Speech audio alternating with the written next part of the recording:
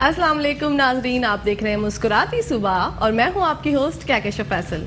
जी नाजरीन, सर्दियों का मौसम आता है और अपने साथ लेकर आता है बहुत सारी बीमारियां, जिसकी वजह से हम बहुत परेशान हो जाते हैं। चले बीइंग अ पेरेंट तो हम लोग इस चीज़ को नहीं बिल्कुल भी बर्दाश्त कर पाते, बड़े हो के तो हम थोड़ा बहुत कंट्रोल कर लेते हैं इस चीज़ पे, बट बच्चे जो है ना हमारे इस चीज़ से बहुत डिस्टर्ब होते हैं और हम भी बहुत ज़्यादा डिस्ट्रैक्ट हो जाते हैं कि बच्चों को ऐसा हम घर में ऐसा कुछ क्या करें, ऐसी कौन सी चीज़ें जो है बच्चों को प्रोवाइड करें। हम ऐसा कुछ समझ नहीं आता, मतलब कि हम बच्चों के लिए ऐसा कुछ क्या लेकर आएँ।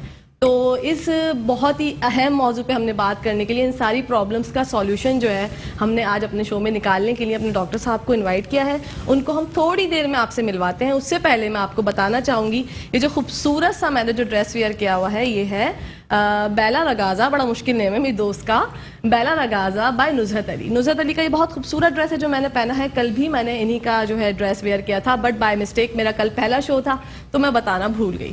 तो नाज़रीन, चलते हैं अपने शो के मौजू की तरफ। आज हम बात करेंगे साइनोसाइटिस के बारे में, जो कि एक बहुत ही बड़ी प्रॉब्लम है आजकल। लोगों को सबको इस प्रॉब्लम का सामना है क्योंकि सर्दियाँ हैं। विंटर्स में ऐसा बहुत होता है, हम सब बहुत परेशान होते हैं। इन सब बातों का हल हमें बताएंगे आज डॉक्टर इब्राहिम यूसुफ साहब, जो कि हैं बच्चों के माहिर अमराज डॉक्टर और न्यूट्रिशनिस्ट स्पेशलिस्ट। अस्सलाम वालेकुम डॉक्टर साहब, कैसे हैं आप? अल्हम्दुलिल्लाह जी, आप कैसी हैं जी? मैं अल्हम्दुलिल्लाह ठीक ठाक। डॉक्टर साहब, मुझे ये बताइए कि बच्चों को जो आजकल विंटर्स में अमराज का क्या कहते हैं उर्दू में, उसको वर्ड मुझे याद नहीं आ रहा, अमराज लाहक हो जाते हैं। जी बिल्कुल, अमराज लाहक हो जाते हैं सर्दियों में कि बुखार हो जाता है, एलर्जी हो जाती है, गले के इन्फेक्शंस हो जाते हैं। तो उसमें हम घर में रहते हुए ऐसा क्या करें जो हम बच्चों को सिक्योर कर सकें? बहुत ज़बरदस्त टॉपिक है। थैंक यू वेरी मच आपका भी और मेट्रो न्यूज़ का कि हमें मदद किया। ये बहुत कॉमन एक चीज़ है जो बीमारियाँ छोटी छोटी घर की जो बीमारी होती हैं और घर पे कैसे मैनेज कर सकते हैं टिल इमरजेंसी लाहक ना हो। तो कई दफ़ा साइनस स्टार्ट होता है फ्लू से, और फ्लू होता है कॉन्टैक्ट से। कॉन्टैक्ट कहाँ से आता है? एटमॉस्फेयर से, वेदर से। वेदर जब चेंज हो रहा होता है तो आपका एटमॉस्फेयर चेंज होता है। एटमॉस्फेयर जब चेंज होता है तो उसकी आपकी जो पानी की जो नमी का तनासुब है जी, उससे बहुत फ़र्क पड़ता है।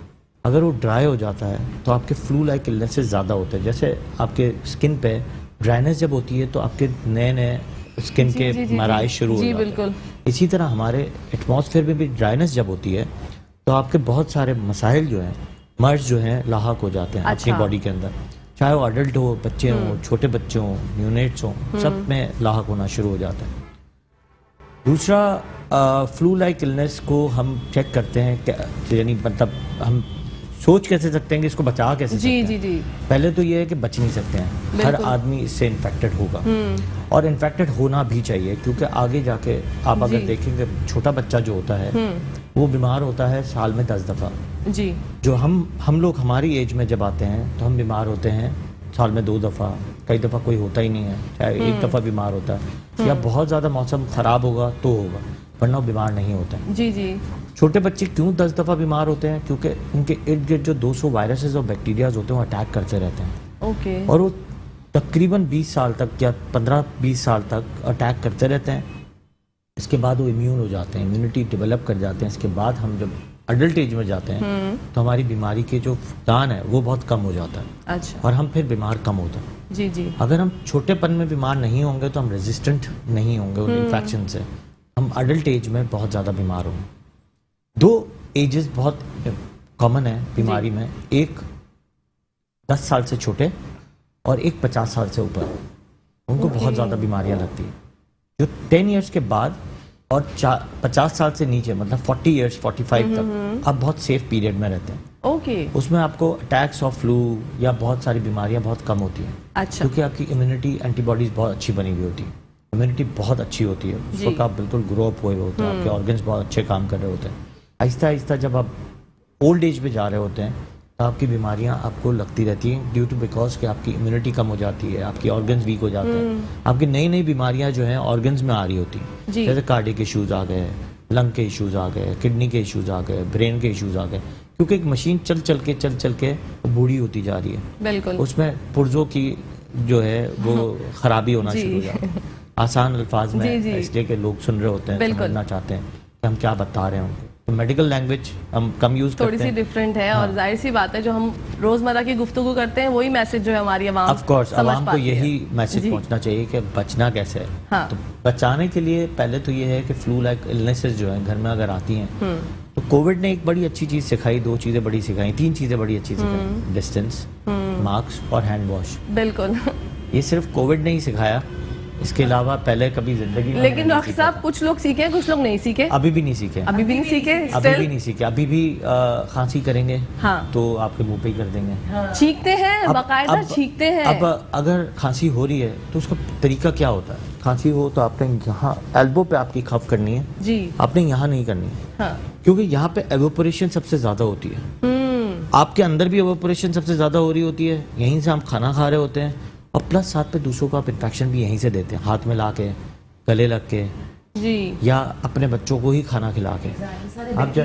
अब जैसे आप खाना खिलाते हैं बच्चों को तो कैसे खाना खिलाते हैं? हाथ से।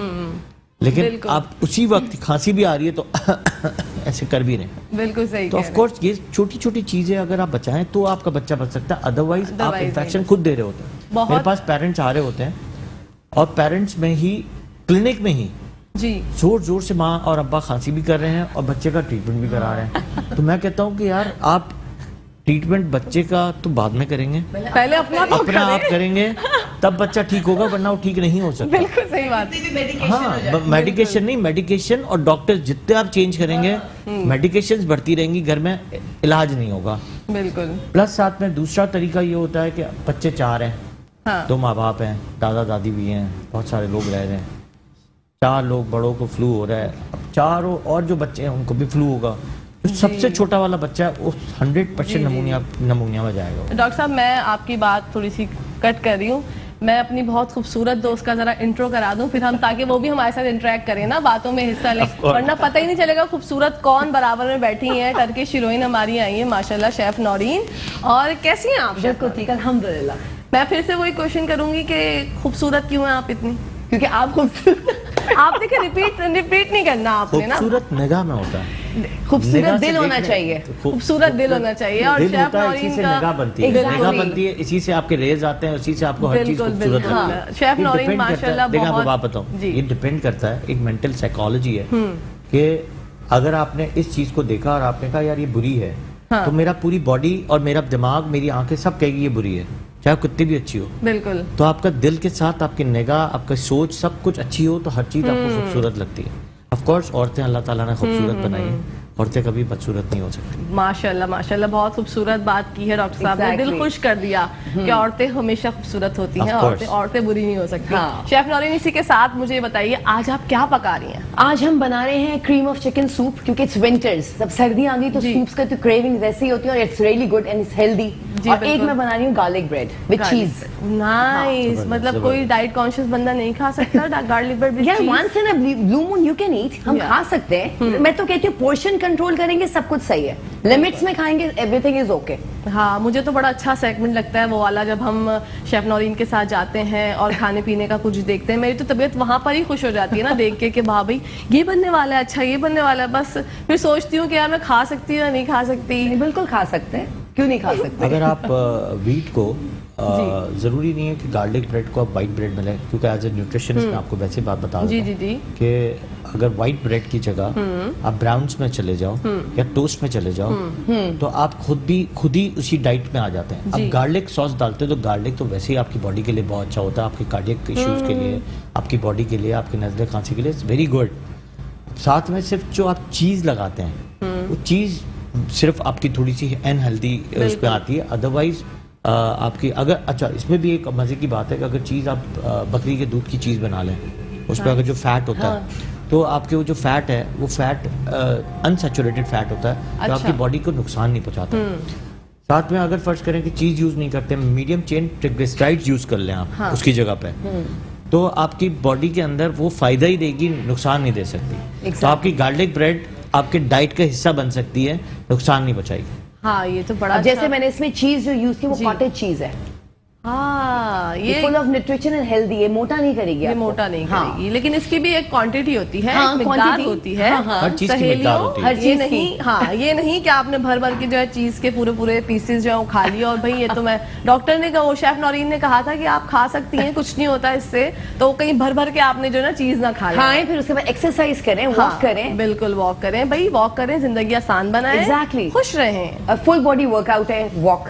बिल्कुल सही बात है, बॉडी वर्कआउट करना बहुत जरूरी है डॉक्टर साहब। बहुत जरूरी, बहुत अब जरूरी। It's very बच्चों important. को आजकल जो है ना किस तरीके से हम इस चीज़ पे आमादा करें कि बच्चे भी जो हैं वो कुछ, क्योंकि मुझे लगता है कि बच्चे आजकल बहुत डिप्रेशन में जा रहे हैं, तो आपके पास तो ऐसे केसेस आते होंगे, वो तो खैर किसी और चीज़ के लिए आते होंगे कि फ्लू है ये है, लेकिन साइनस की बेसिकली प्रॉब्लम। मैं मेंटल साइकोलॉजी को भी देखता हूँ, छोटे बच्चों को या बड़े माशाल्लाह। बच्चों को जो डिप्रेशन में होते हैं, जो बहुत एग्रीवेट होते हैं, टेम्पर टेंट्रम्स होते हैं, जो लर्निंग डिसेबिलिटी वाले बच्चे होते हैं, अच्छा। जिनको प्रॉब्लम्स होती हैं लर्निंग से, तो ये सारी चीज़ें, इसका एक मुद्दा जो आप दोनों ने डिस्कस किया, एक्सरसाइज, वो आपकी mental health is also always associated with the exercises. अच्छा क्योंकि ऑक्सीजनेशन आपकी बॉडी को मिलती ही जब आप एक्सरसाइजेस पे जाते हैं। आपकी हेल्दी बॉडी, आपकी नर्व्स, आपकी वेन्स, आपकी ऑक्सीजनेशन, आपकी जो लाइफ स्टाइल है वो चेंज हो जाती है आपकी एक्सरसाइज से। बिल्कुल। आपकी जितने एंजाइम्स हैं, हार्मोन्स हैं, वो भी सारे बेहतर होते हैं एक्सरसाइजेज से। अब एक्सरसाइजेज की डेफिनेशन आप लेते जाएं और उसके साथ एसोसिएटेड करते जाएं सारी हेल्थ को, तो आपको खुद ब खुद फील होगा कि यार इससे बेहतर कोई चीज़ नहीं हो सकती। कोई चीज़ नहीं है, और एक्सरसाइज करना अच्छी बात होती है, रूटीन में अपनी एक्सरसाइज को शामिल कर लें। अगर आप एक्सरसाइज नहीं कर सकते, थोड़ी सी वॉक करें, स्टार्ट तो लेना, एक्टिव रहता है ना इंसान। एक्टिव रहता है बंदा, ये थोड़ी कि बस आपने और वरना winter डल एंड है। डाउन रहता है। एक मैं मिसाल दूं कहकशां कि अगर फ़र्ज़ करें आपकी एक्सरसाइज की बड़ी आदत है जी और आपकी आदत के हिसाब से अगर आपने 5-6 दिन एक्सरसाइजेज नहीं की, आप सुबह अपने आईने में शक्ल देखें, आपको लगेगा यार you are not looking fresh, आपको ऐसे लगेगा कि आपकी एज कुछ 2-3 साल ऊपर चली गई है, बिल्कुल। हाँ, फिर you will not feel happy. आप ऑफिस जॉब पे जाओगे तो आपको लगेगा यार I am not feeling well, मज़ा नहीं है, थिकन हो रही है, जिस्म में दर्द हो रहा है, या आपकी फेस पे मुस्कुराहट नहीं होगी। और अगर वही चीज़ आप एक्सरसाइज करके आएंगे, या शाम में एक्सरसाइज की हुई होगी, या सुबह में एक्सरसाइज अर्ली मॉर्निंग करके आए होंगे, आपका पूरा दिन हंसते हुए गुजरेगा। हंसते हुए अच्छा, गुजरेगा। दूसरा हमेशा मैं कहता हूँ एक्सरसाइज के साथ सिर्फ 5 मिनट जी। की लाफ्टर थेरेपी ज़रूर किया करें। अच्छा, वो आपके स्ट्रेस एंजाइम्स को रिलीज करता है। एक मिनट डॉक्टर साहब, हमारी लाइव कॉल है, हमारे साथ कौन है? अस्सलाम वालेकुम। वालेकुम सलाम। वालेकुम सलाम। जी कौन हेलो। बात कर रहे हैं और कहाँ से? शाहिद महमूद बात कर रहा हूँ कराची से। अच्छा साहिल। डॉक्टर जी, शाहिद महमूद बात कर रहा हूँ। जी जी शाहिद साहब, कैसे हैं आप? सवाल क्या है आपका?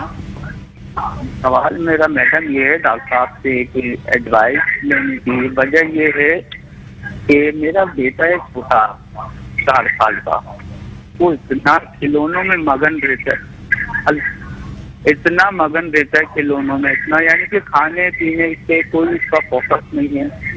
ये मार्केट ले जाओ, किसी जगह ले जाओ, कोई भी चीज देखेगा मुझे ये चाहिए, यानी खाने पे कोई तवज्जो नहीं है, कुछ नहीं है। तो अच्छा। डॉक्टर साहब से थोड़ा सा। अच्छा चलें ठीक है शाहिद साहब, हम आपको जवाब देते हैं। ऑन एयर देखें, हम जा रहे हैं ब्रेक पे, ब्रेक से जब वापस आएंगे तो आपके सवाल का जवाब देंगे। कहीं मत जाइएगा, देखते रहिए मुस्कुराती सुबह। जी नाजरीन, welcome back to the show. और डॉक्टर साहब से पूछते हैं शाहिद साहब का जो सवाल था उसका जवाब। पहला सवाल आपका था कि बच्चा उनका टॉय से खेलता रहता जी। है और टेंशन नहीं देता, जी। और साथ में जो है उसकी डाइट प्रॉपर नहीं है। पहले तो ये है कि बच्चे कितने हैं उनके, ये इम्पोर्टेंट है। लाड प्यार कितना है, डिमांड्स कितनी पूरी की जाती हैं। सबसे जो बच्चा इस चीज़ों में जाता है वो बच्चा ज़्यादा स्टबन होता है, टेंट्रम्स बहुत ज़्यादा होते हैं उनके। अच्छा, तो उनको पहले तो ये देखना है कि उसका जो थोड़ा सा लाड प्यार है वो थोड़ा सा स्ट्रिक्टनेस पे चेंज करना पड़ेगा। अच्छा, मार पिटाई नहीं करनी होती, बट ऑफ कोर्स आपकी नाराज़गी उसको जाहिर करनी होती है। स्पेशली माँ की नाराज़गी बच्चे को बर्दाश्त नहीं होती है, बिल्कुल। तो वो नाराज़गी से बच्चा बहुत अट्रैक्ट होता है कि नहीं यार मुझे ये चीज़ छोड़नी है और वो चीज़ जी करनी जी है। सेकेंडली ये देखना होता है कि बच्चा जो है डाइट जब नहीं खा रहा, उस पर भी यही है कि आपको भूखा रखना होता है। डिमांड एंड ऑफर को डिमांड को कम करनी है, ऑफर को ज़्यादा करना है। ऑफर जी। किया, नहीं खा रहा है, छोड़ दें, भूखा रहने दें, कोई और चीज़ नहीं दें। तो ऑल्टरनेटिव वेज नहीं ढूंढें। माँ को मैं हमेशा समझाता हूँ, सॉरी, थैंक यू, ये माँ के अल्फाज नहीं है। अच्छा, माँ के अल्फाज में सिर्फ और सिर्फ प्यार और शफकत और गुस्सा, स्ट्रिक्टनेस, ये बहुत इंपॉर्टेंट है। क्यों माँ अगर सॉरी, ये आजकल की जो माँ है, मैंने इनको देखा ज़्यादातर एटीट्यूड इनका सॉरी बहुत होता है। Sorry, thank you, sorry sorry, एक दफ़ा नहीं 10-10 दफ़ा क्लिनिक में आके भी सॉरी कर रही होती है। सही कह रहे हैं आप। मैं कहता हूँ यार ये आपका बच्चा है या आप इसकी बच्ची हैं? तो कई दफ़ा आपको भी खुद फील हो रहा होता है कि आज तक हमने अपनी माँ को तो नहीं सुना सॉरी बोलते हुए। सही। तो ये चीज़ अच्छी नहीं लगती है, इवन तो कि हमारे घर में ये ट्रेंड नहीं है कि बच्चों को सॉरी किया जाए। जी जी। ऑफ कोर्स कुछ अलग बात है, अगर बड़े हो गए और कुछ हो गया तो अलग बात है, लेकिन माँ बाप को इस तरह, लेकिन माँ बाप होता क्या है कि आजकल की जो जनरेशन है इट्स टोटली डिफरेंट। वो डिमांड्स पूरी करने के चक्कर में जो है ना, अब आप स्टोर्स पे जाते हैं 10 किस्म की चीज़ें लेते हैं। एक एग्जांपल लेते हैं कि अगर आपके पास एक आप बुफे में जाते हैं, बुफे में बहुत सारी डिशेस होती हैं, खाते आप 2-3 चीज़ें ही हैं, ज़्यादातर नहीं खाते। It's loss of money. मैं जी जी जी। लेकिन क्यों नहीं खाते हैं? क्योंकि आप इतना खाना खा ही नहीं सकते। जब बहुत ज़्यादा खाना दिखता है तो आपकी भूख खत्म हो जाती है। ऐसे ही एग्जैक्टली। एक चीज़ होगी तो खुद ब खुद भूख लगेगी। आप भूखे होंगे, एक चीज़ खाएंगे, आपको लगेगा यार मैंने बहुत कुछ खा लिया। लेकिन बहुत सारी चीज़ें होंगी, आपको सिलेक्शन में ही इतना टाइम लगेगा कि आपका मेंटल जो देखिए, एक हर चीज़ हमारे ब्रेन से चल रही है। ब्रेन कहेगा कि यार देखते देखते ही हमारी भूख मर जाएगी। सही कह रहे हैं। तब आप थोड़ी सी चीज़ लेंगे, आपको लगेगा यार मैंने तो बहुत कुछ खा लिया, बस वही ना, बिस्मिल्लाह पढ़ के शुक्र से। ऑफ कोर्स ये इसी पॉइंट पे आ रहा था। जी। फिर सुन्नत मोहम्मदी पे हम नहीं काम कर रहे होते। आजकल के बच्चे जो हैं गैजेट्स, टॉयज, ये है तो खाना खा रहे, ये नहीं है तो हम खाना नहीं खा रहे, टीवी है तो खाना खा रहे वरना नहीं खा रहे। तो ऐसी बहुत सारी छोटी छोटी चीज़ें हैं जिसको हमें मैनेज करना बहुत ज़रूरी है घर में। सुन्नत मोहम्मदी पे चलना इज़ वेरी इंपॉर्टेंट। बिल्कुल सही। इसमें अल्लाह ताला ने हमें उनके थ्रू चीज़ें सिखाई हैं कि कैसे खाना खाना है, खाने के आदात और तरीका, ये बहुत इंपॉर्टेंट है। बेशक। जब तक आप उस पर नहीं आते हैं तो अल्लाह ताला भी आपके उस खाने में बरकत नहीं देगा, आपको हाजमा अच्छा नहीं देगा। नेक्स्ट टाइम की भूख में अल्लाह ताला नाराज़गी शो करेगा और वो आप खाना नहीं खाएंगे। बिल्कुल। फिर घूमते रहेंगे, माँ भी परेशान, बच्चा भी परेशान, क्योंकि आपने उस तरह इसको सिखाया नहीं है। अच्छा, अब दूसरा टॉयज़ की भी देखिए, हर चीज़ का एक टाइम होता है। जी। सोने का टाइम है, वॉशरूम जाने का टाइम है, खाने का टाइम है, आपके टॉयज़ का भी टाइम है, प्लेइंग का टाइम है, हर चीज़ का एक टाइम सेटल होना चाहिए। अगर आपने पूरा दिन ही टॉयज़ दे दिया, पूरा दिन ही बच्चा गैजेट्स यूज़ कर रहा है, वो तो उसी पे ही चला जाएगा। बिल्कुल सही। अब कई दफ़ा तो मेरे पास बच्चे आ रहे होते हैं, उस पर गैजेट्स पे हैं, एक ही ज़बान बोल रहे हैं, इंग्लिश बोलना सीख गया बच्चा, उर्दू आती ही नहीं है उसको। जी। कई दफ़ा वो इस तरह हो गया कि वो अटेंशन डेफिसिट हो गया। जी जी जी जी। ऑटिज्म नहीं है, बट वो सारी हरकतें ऑटिज्म वाली कर रहा है, क्योंकि वो उस गैजेट्स में ही घुस गया। सिर्फ वो सिर्फ माँ को ही देख रहा है, माँ खाना खिला रही है उसको, गैजेट्स में ही देखते देखते खाना खा रहा है पूरा दिन, 18 घंटे। सोते वक्त सिर्फ गैजेट छोड़ता है, बाकी इस वक्त गैजेट छोड़ता ही नहीं। चले, मतलब ये शाहिद साहब को मैं बता दूं कि आप जो हैं थोड़ा सा लाड प्यार के अलावा गुस्सा भी करें। गुस्सा ऐसा नहीं कि उसको बच्चे को मारना पीटना शुरू कर दें, उससे स्ट्रिक्ट हो जाएं थोड़ा सा। देखिए, नाराजगी, माँ बाप की नाराजगी बच्चे के लिए बहुत होती है। बिल्कुल बिल्कुल। बस ये आपका जवाब शाहिद साहब आपको मिल चुका होगा। अब हम बढ़ते हैं शेफ नौरीन की तरफ। जी शेफ नौरीन, क्या पका रही हैं आप? दोबारा से बताएं। बना रहे हैं cream of chicken soup and garlic bread with चीज। ठीक है, वेरी नाइस। मैं स्टार्ट करती हूँ। जी बिल्कुल, स्टार्ट कीजिए। अच्छा, सबसे पहले हम क्या करेंगे, इसमें हम बटर डालेंगे। ठीक है, बटर, ओके। सबसे पहले हमने इसमें बटर डाल दिया। और what I have to do, ये मैदा है, ठीक है जी, ये इसमें जाएगा।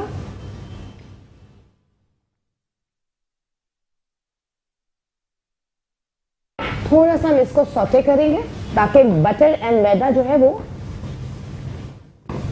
आपस में वो हो जाए। ठीक है, गुड। इसको मैं थोड़ी सी वॉल्यूम करती हूँ। अच्छा, अब हमने क्या करना है, अब हमने इसमें ये यखनी है मेरे पास, चिकन ब्रॉथ, ठीक है जी, ये मैंने इसमें डाल देना। इसको हमें बिल्कुल कंटिन्यूसली स्टर करना है ताकि लम्स नहीं पड़े। जी ठीक है, देखते रहिए भाई, शेफ नौरीन बड़ा अच्छा सा कोई सूप बनाने जा रही हैं और यमी होगा इंशाल्लाह। कल का भी इनका जो स्मूदी थी वो बहुत मजे की थी, तो आज भी मुझे यकीन है बिल्कुल कि ये भी बहुत यमी होने वाला है। स्मूदी और सैंडविचेस जो हमने ब्राउन ब्रेड के बनाए थे। सैंडविचेस मैंने टेस्ट ही नहीं किए यार, मैं भूल गई। अच्छा, जब ये थोड़ा सा ये इसमें थोड़ा सा बॉईल आएगा तो फिर मैं इसमें मिल्क डालूंगी। जी ठीक है, अब इसमें जाएगा मिल्क। अच्छा, रेसिपी भी आप लोग स्क्रीन पे भी देख सकते हैं, शेफ नौरीन की रेसिपी जो है हाँ, वो वो स्क्रीन पे रेसिपी आ रही है, चल रही पूरा है, रेसिपी exactly। कार्ड है, आप लोग देखें और इसी तरीके से जो है अपने घर में भी ट्राई करें शेफ नौरीन के मजे मजे के खाने। अच्छा, मैंने भी इसमें मिल्क डाल दिया है। जी ठीक है, अभी थोड़ा सा बॉईल हो रहा है तो what I have to do, इसमें जाएंगे मशरूम्स। मशरूम आप कोई भी ले सकते हैं, ठीक है। मैंने बटन मशरूम लिए स्लाइस्ड। ये चिकन मैंने बॉईल करके श्रेड करके रखी थी, ये इसमें जाएगा। अच्छा, इसमें ब्लैक पेपर जाएगा अकॉर्डिंग टू योर टेस्ट, और बाकी रेसिपी स्क्रीन पे आ रही होगी। अच्छा, ये इसमें गार्लिक जाएगा चॉप्ड। हाँ, गार्लिक की तो इसका फ्लेवर एनहांस करेगा। इसमें चॉप्ड गार्लिक जाएगा। अच्छा, ये व्हाइट पेपर पाउडर है, ये जाएगा इसमें। और अगर हम यहाँ पे थोड़ा सा स्पाइसी लोग खाते हैं, लेकिन इसमें स्पाइसी में थोड़ी सी इसमें ग्रीन चिलीज डाल रही हूँ, थोड़ा सा स्पाइस के लिए। ठीक है, ये ऑप्शनल है, मतलब किसी हाँ, को ये ऐड optional करना है है, तो करे, वरना नहीं हाँ, करे। ये ऑप्शनल है। ओके, थोड़ा सा पार्सली इसमें जाएगा, बस इसको बॉईल होने दें, फिर ये थोड़ा सा इसकी कंसिस्टेंसी गाढ़ी होगी थोड़ी सी, फिर ये इट्स रेडी। फिर हम इसके ऊपर क्रीम को ड्रिजल करके क्रोटॉन्स के साथ सर्व कर देंगे। Very quick. या it's very quick, it's very quick plus healthy and delicious. Oh my God, healthy and delicious. सारी चीजें आपको मिल रही है इसमें। अच्छा, इतने ये बॉईल होता है तो मैं तुम्हें गार्लिक ब्रेड बता देती हूँ। बिल्कुल, गार्लिक ब्रेड यहाँ पे काट के रखा हुआ है मैंने, ठीक है। What I have to do, ये हमने इसको लगाना है यूं करके, ठीक है। इतने ये बेक हो जाएगा, फिर हम इसको अवन में रख दूंगी बेक करने के लिए, इतना सूप भी रेडी हो जाएगा। वाओ यार, ये तो झटपट खाने। Exactly। आपको अपना एक टैग Quick बना लेना recipes है चाहिए, ना? शेफ नौरीन के झटपट खाने। और मेरी ज्यादातर रेसिपीज क्विक ही होती हैं। बहुत क्विक है, कल भी बहुत इजी थी और बहुत जल्दी से रेडी हो गई थी, आज भी बहुत जल्दी से तैयार हो गया सब। हाँ, और प्लस ये मजे की बहुत लगती है सूप के साथ जब हम सर्व करते हैं, क्रिस्पी। अच्छा, ऑप्शनल है, आप लोग चीज के साथ भी बना सकते हैं, विदाउट चीज भी बना सकते हैं। ओके ओके ओके, मतलब नेसेसरी नहीं कि आपको कंपलसरी की चीज आपको डालना ही है। चीज नहीं भी डाले तो और वैसे भी मजे का लगेगा। गुड।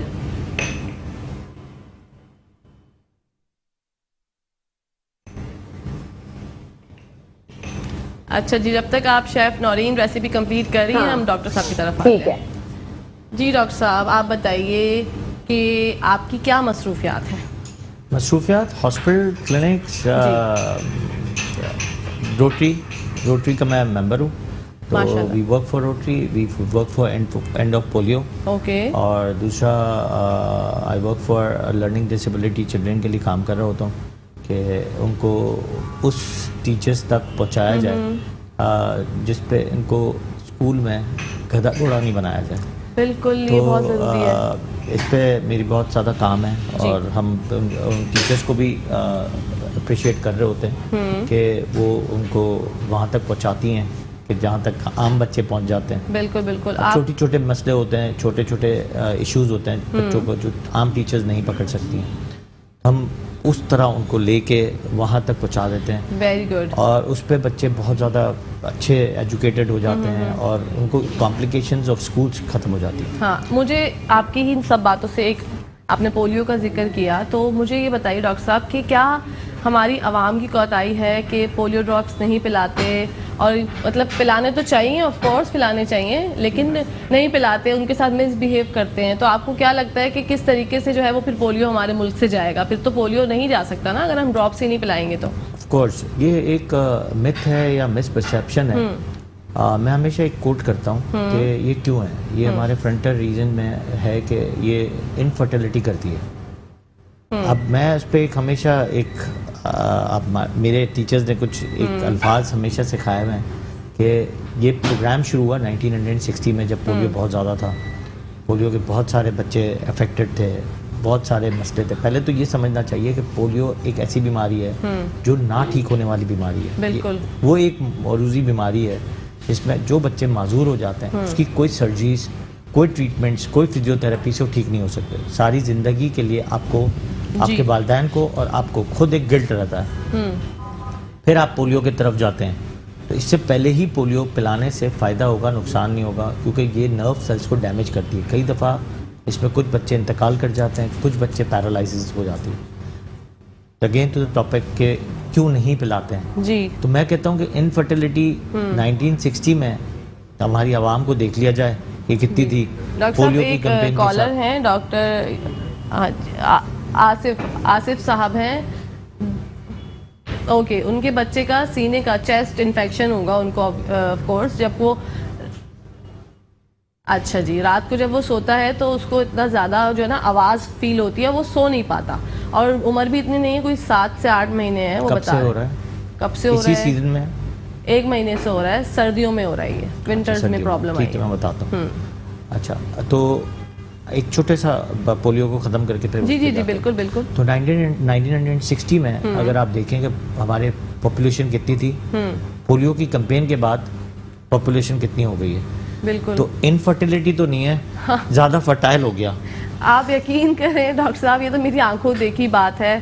मैं किसी हॉस्पिटल में गई थी तो एक खातून थी, वो अपने बच्चे को पोलियो ड्रॉप्स नहीं पिला रही थी, और डॉक्टर उनसे इतनी रिक्वेस्ट करी थी, इतनी कामली, इतनी प्यार से बोल रही थी कि आप पिलाएं। तो उन्होंने कहा मेरा मसला नहीं है कि मैं नहीं चाहूँगी, मैं तो चाहूँगी कि मेरा बच्चा पिए, लेकिन मेरे हस्बैंड ने स्ट्रिक्टली मना किया हुआ है कि वो नहीं। तो उन्होंने पूछा कि वजह क्या है, तो उन्होंने यही कहा कि वो बड़ा होगा तो ऐसा हो जाएगा, वैसा हो जाएगा। तो मैं सुन के मैं शॉक्ड हो गई। मैंने कहा यार ये ऐसी चीज़ें, ये अजीब सी मिथ्स हैं, ये क्या। तो मैंने आपको बताया ना कि ये अगर सोच आ जाए कि 1960 में जो इनफर्टिलिटी का कॉन्सेप्ट था, तो 2021 में हमारी पॉपुलेशन कहाँ पहुँच गई है। पॉपुलेशन तो बढ़ ही रही है, तो पॉपुलेशन तो बढ़ रही है, बिल्कुल। पोलियो भी पिला रहे हैं। पोलियो वो लोग ही नहीं पिला रहे जो मैं कहता हूँ कि उनको उस चीज़ का अंदाज़ा नहीं है कि कितना बड़ा गिल्ट आप फील कर सकते हो कि जिसके घर में पोलियो का बच्चा है और वो पोलियो के साथ सारी ज़िंदगी गुजार रहा है। बिल्कुल। तो 2 बूंद सिर्फ पाकिस्तान के लिए, हमारे बच्चों के लिए, उस गिल्ट से निकालने के लिए, तो 2 बूंद आप अगर पोलियो के पिला देंगे तो आपको फ़ायदा ही होगा, नुकसान नहीं होगा। बिल्कुल जी, 2 बूंद है ज़िंदगी। पोलियो से बचने के लिए सिर्फ 2 बूंद पिलाने हैं आपको, तो प्लीज़ पिलाइए, रिक्वेस्ट ही कर सकते हैं हम, और कुछ नहीं कर सकते। डॉक्टर साहब, आसिफ साहब का जो सवाल का जवाब है वो हम अभी दे के जाएँ या फिर आके दें?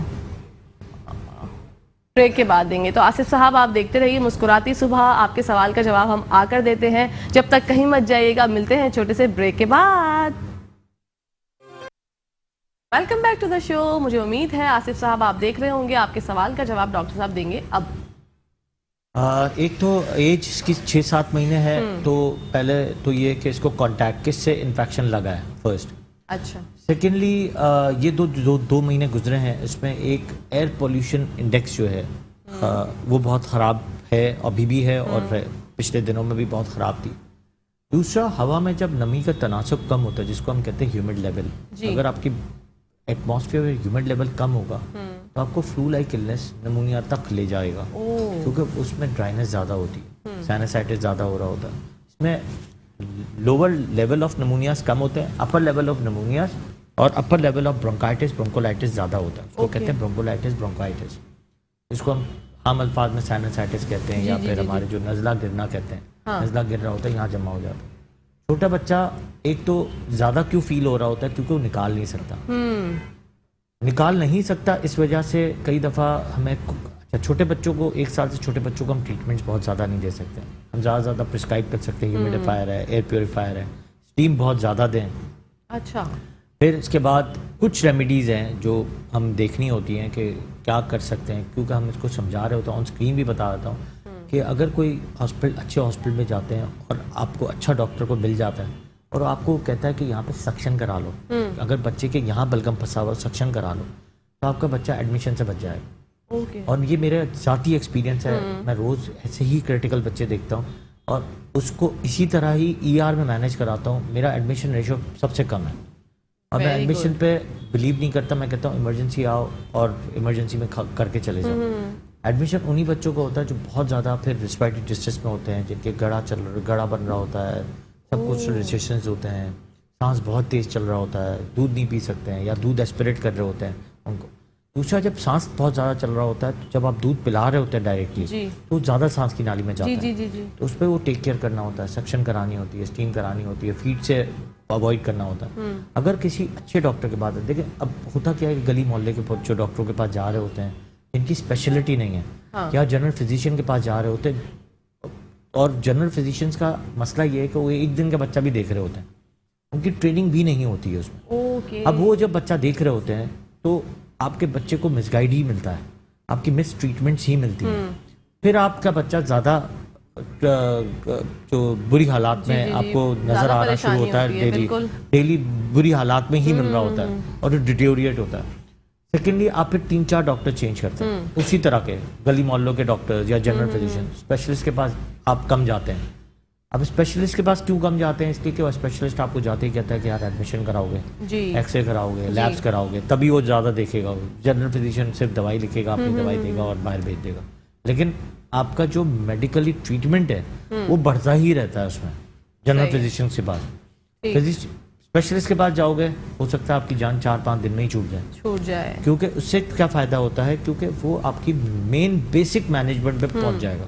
अब बच्चों के डॉक्टर के पास, प्रॉपर बच्चों के डॉक्टर के पास जाओगे जिसने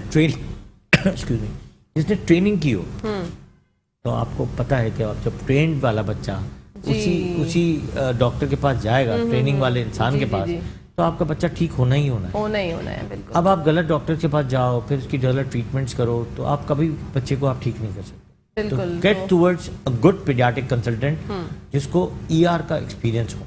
ठीक, तो आसिफ साहब, मुझे उम्मीद है आपको आपके सवाल का जवाब मिल गया होगा। बढ़ते हैं शेफ नौरीन की तरफ। जी शेफ नौरीन, कंप्लीट हो गई आपकी रेसिपी? यस, ये कंसिस्टेंसी इसकी बिल्कुल गाढ़ी हो गई, देख भी सकते हैं आप लोग। ठीक है, वेरी इतना ही रखना होता है। Cream of chicken mushroom garlic bread मेरा रेडी है। अब what I have to do, मुझे सिर्फ सर्व करना है। जी जी, आप सर्व करके हमारे पास लेके आ जाइएगा। हाँ बिल्कुल, और हमें ज्वाइन करें, हमारे साथ बैठें, बातें करें। श्योर। ये टेस्ट करके बताइएगा कि कैसा बना है। ओह माय गॉड, ऑफ कोर्स अच्छा ही बना होगा। आप खुद अच्छी हैं तो आप काम भी अच्छे ही करती होंगी।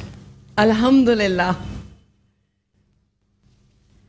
और इनकी प्रेजेंटेशन भी बहुत अच्छी है डॉक्टर साहब। मैं आपसे क्या कहती हूँ, आई कैचिंग हो, आंखों को अच्छा लगेगा तो फिर आपका टेस्ट करने का भी दिल चाहेगा। आपको पता है खाना हमेशा एम्बियंस से अच्छा लगता है। एग्जैक्टली। अगर वो भले सब्जी हो और अच्छी तरह डिकोर होके मिल रही हो, तो आप सब्जी को भी बहुत इंटरेस्ट से खाते हैं। खा सकते अगर एक बड़े पतीले में, एक आपकी घर की खवातीन बड़े पतीले में ले आए, उसमें रोटियां भी एक डब्बे में ले आए और टूटी अजीब सी प्लेटें ले आए, उसमें मजा नहीं। अब अगर फर्ज करें कि एक उसी एम्बियंस को अगर आप अच्छे से बाउल में लाएं, दाल को ही, सैलेड का छोटा सा बाउल बना हुआ हो, उसकी प्रेजेंटेशन अच्छी हो, रोटी का एक जो रोटी दान होता है उसमें प्रॉपर तरीके से रोटी पड़ी हो, अच्छी प्लेट्स हो।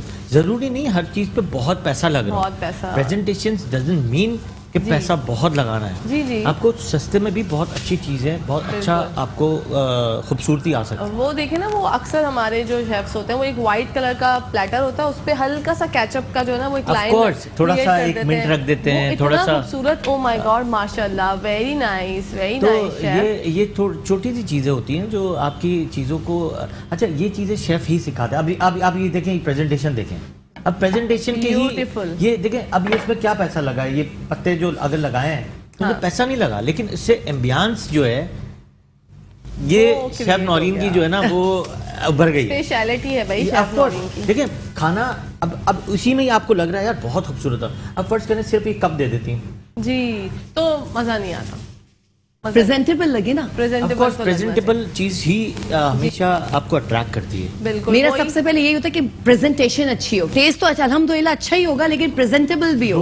दोनों चीजें वेरी इंपॉर्टेंट। तो जो भूख है ना वो देख के बंदा खुश भी हो जाता है क्यों अब मैं ये खाने वाला हूँ, अच्छा ये कैसा होगा, वो टेस्ट पहले तो एक मिनट ये इसको ऑब्जर्व करता है कि यार इतनी खूबसूरत है यार। अब आप देखते हैं जैसे डेकोर, अब आप शादियों में जाते हैं, कुछ डेकोर इतना अच्छा होता है आपको लगता है यार मैं बैठूं उसको देखता रहूं। जी बिल्कुल। कुछ अच्छे मौसम होते हैं, कुछ अच्छी सीनरीज होती है, आप देखते हैं यार देखता ही रहूं।